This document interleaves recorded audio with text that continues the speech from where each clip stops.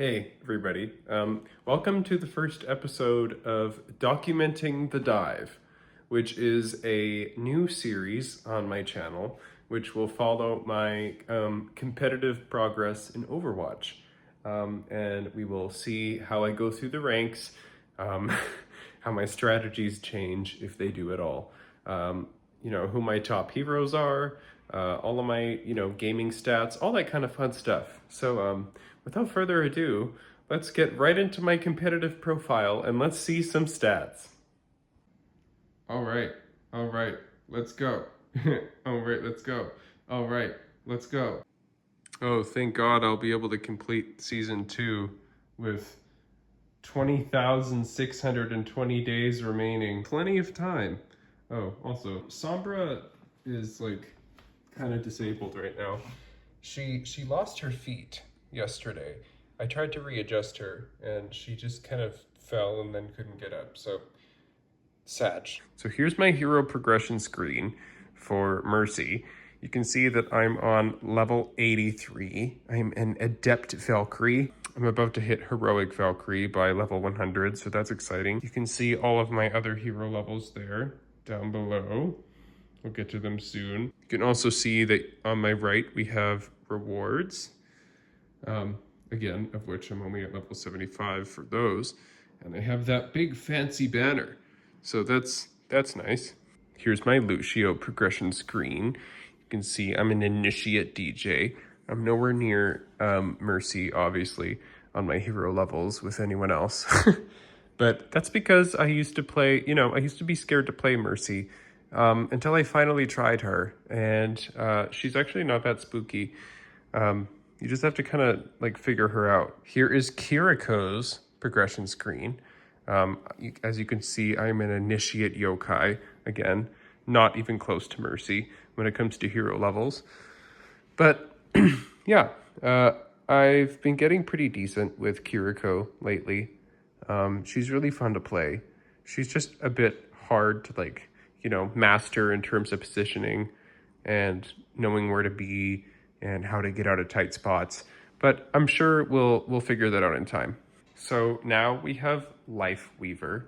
He is really annoying to have on your team if he's trolling or if he doesn't know what he's doing, because he has an ability called Life Grip, and essentially you can pull people like out of a situation, and you can also cleanse them of like negative effects if you do it properly. But most of the time, people will just pull you out of position to be annoying or to troll or to be funny. And it's not funny, it's annoying.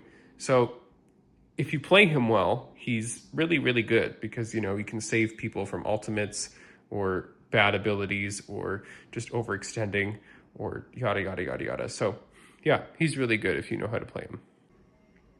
And then another hero I've been getting pretty decent with lately is Anna. She is a sniper healer. So basically, you just aim at your teammates, you pull your trigger, and then you can heal them. And then you aim at your enemies, you pull your trigger, and then you damage them. So yeah, she's really strong. I have her special weapon, her mythic weapon. It's called Midnight Sun. It changes colors. It turns gold if you heal, turns purple if you do damage. It's actually pretty cool. So there's her as well. She is really powerful, like lately, I find, especially in competitive, when, you need like good positioning, you know how to play cover, and you're pretty good at aiming. I'm usually pretty good at keeping my accuracy with her above 60%, which is pretty hard to see as far as I know. So yeah, she's really fun too. Okay, here are my stats for Mercy. I will let you guys pause and read that because I feel like me just reading everything out was kind of obnoxious. So there's the first little half. And we slowly go through.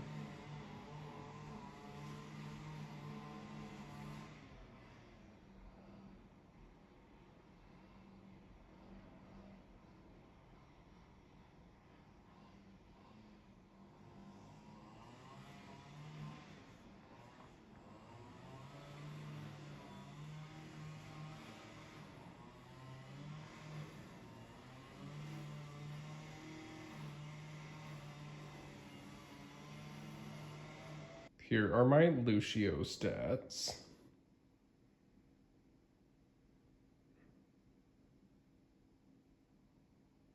Again, pause if you guys want to read.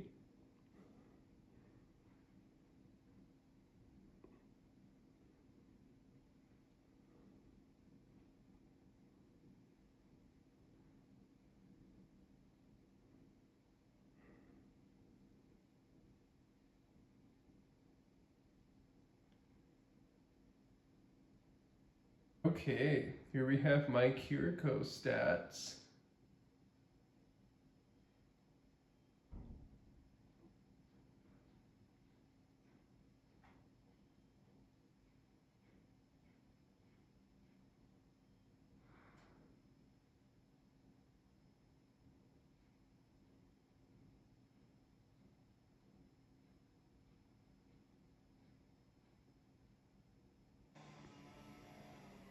So, here are my stats for Anna.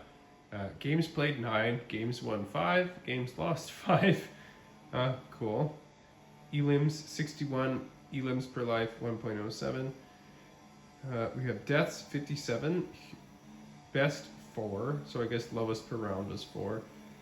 Yeah, deaths 57, deaths 57, average for 10 minutes, 5.5. Hero damage done 19,811. Best per round 4176. Average for 10 minutes 1890.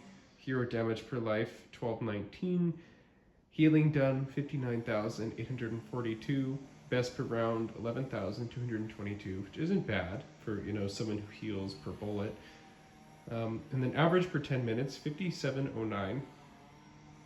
And then we got objective kills 20. Best per round 9.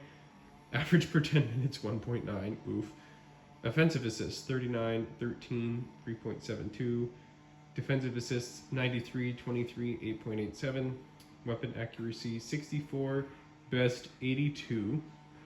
Scoped, 68, best 83. Damage amplified, 3365, best 619, 321. Healing amplified, 4015, 68.3. 683, 383. Self-healing, 1389, 300, 133. Best kill streak 4. On fire for 8 minutes, 53 seconds, 48 seconds. Bowed grenade kills 15. Enemy slept 26, 5, 2.48. Sleep dart accuracy 36%. Nano boost assists 6, 3.57. Time played 2 hours in this current competitive season. Win percentage 49%. Assists 108, 25, 10.3. Final blows 15, 3, 1.43. Solo kills 4, 1.38. Objective time 5 minutes, 1.49. 30 seconds. And last but not least, we have Lifeweaver stats. I haven't played any competitive games with him yet, so you're not going to see a lot.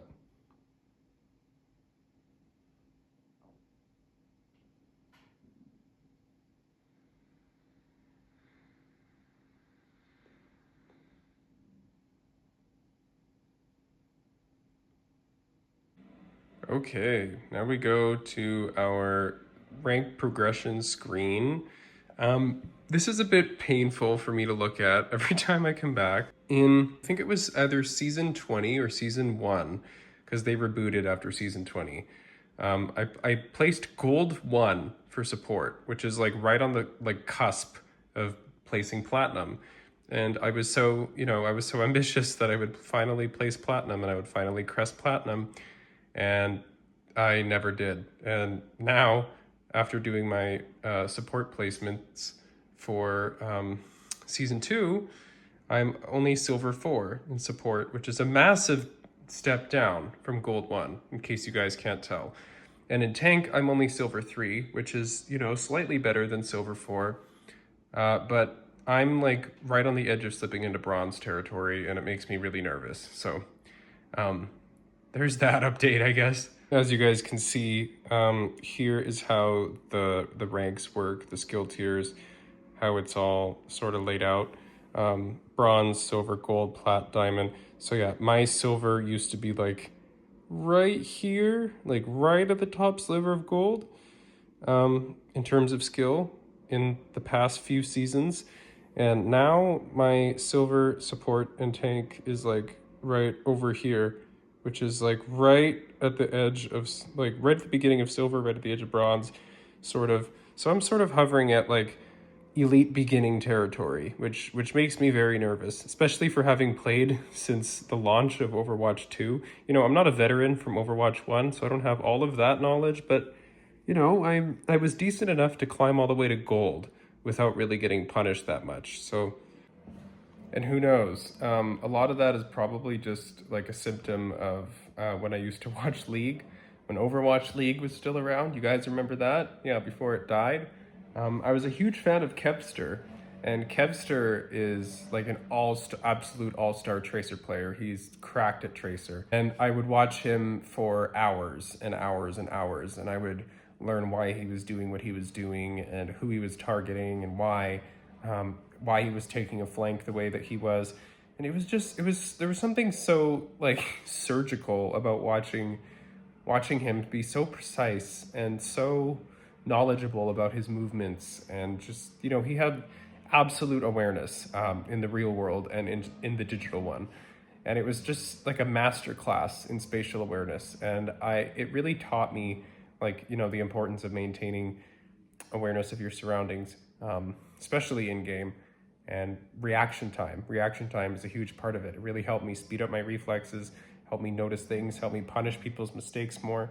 And those are the things that, you know, they really help you succeed in a game like Overwatch, because it's a game of inches on both sides. You guys literally fight for inches of territory. You take space, you let them take space, you take it back. That type of thing.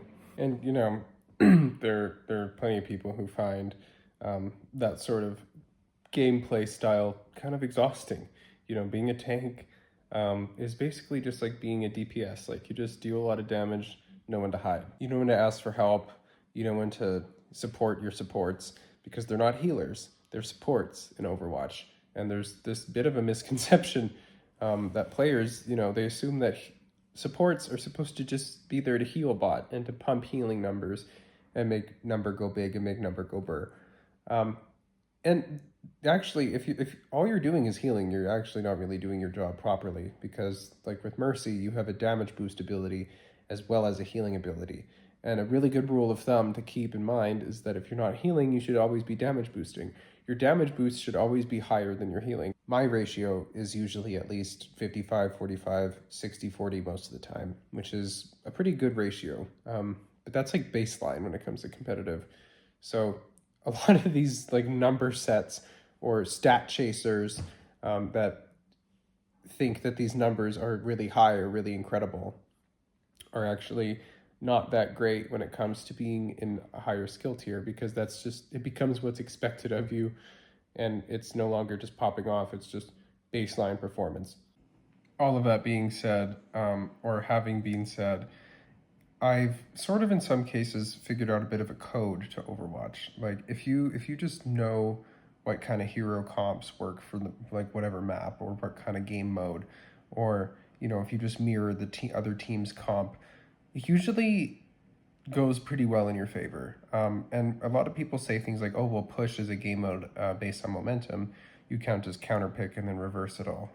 Really, because you certainly can. I've played many a game of push where we've been down 50, 100, 120 meters, like 20 meters, like the enemy team being 20 meters away from literally capping the entire game.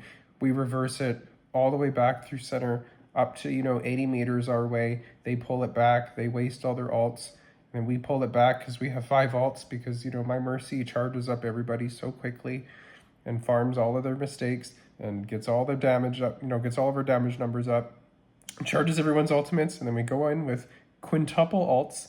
We completely wipe their team 5 times over, and then we sweep the match because nobody can get back in time, because they're all being held back, because they're all dead. And they're coming back from spawn as a team. So it's a lot of coordination. Definitely a lot of synergy. If people don't know how to communicate, or like I just said, synergize, it's it's pretty difficult to come back from a loss. Even if you guys are steamrolling in the beginning, all it takes is that one mistake. You can push one objective too far and clash, overextend your support line. They get flanked by a tracer or an Emre or a soldier or a sojourn or whoever, or Hanzo or Widow, and then they're gone. If you're a tank, you're stuck at the front line without support, without the support fire of the suppression of your DPS, without anything, without anybody to tell you where anybody is, and everyone's coming back from spawn to meet you halfway, and you're probably going to die on the way there, and their entire team is going to charge their ultimates off of you. So it's a good balance of feeding and peeling for your supports, knowing where they are, knowing how to give your supports pathways to safety, like a mercy taxi, which doesn't just mean getting her out of spawn, knowing where your Ana is, knowing how to call for a nano if you want her to give it to you. Like with a nano blade, for example, older Genjis would blade dash into the air to let Ana know that they wanted the nano, because nano blade is a classic synergy. A nano boosted Dragon Blade from Genji is pretty impossible to survive. And it's things like that. Now a synergy I've started to see is the new support hero Jetpack Cat. She'll like latch on to an Orisa that's ulting with Terra Surge, and then she'll drop the Orisa right on top of the enemy team right as she's ulting. Or she'll just follow the enemy team around because it's an area of effect ultimate. Terra Surge pulls in the enemy team. So if the cat is dangling the Orisa over the enemy team, it's just constantly pulling them into this vortex. And as soon as you drop the Orisa, she slams down her spear and then wipes the enemy team at 500% charge. And yeah, it's kind of nuts. So it's knowing what to use with who and when and why. And as soon as you have all of that stuff figured out, keeping yourself alive is honestly just second nature. Thank you guys so much for watching my first episode of Documenting the Dive. Perhaps I will involve some Mercy gameplay on the channel or some other gameplay from Overwatch. Just in little snippets so far. I I haven't really figured out how to do the whole screen capture thing yet. I don't have all the equipment to quite stream anything yet. I can stream to my Twitch channel, but again, I don't really have all the microphone and camera stuff figured out yet. So perhaps we'll do a bit of streaming in the future, but yeah, till we get that all figured out, it's just going to be little clips of some gameplay potentially coming up, which is something I've been wanting to post on the channel for a long time now. Guys, thank you so much for watching the first episode of Documenting the Dive, and I hope you continue following me through my Overwatch competitive evolution. See ya!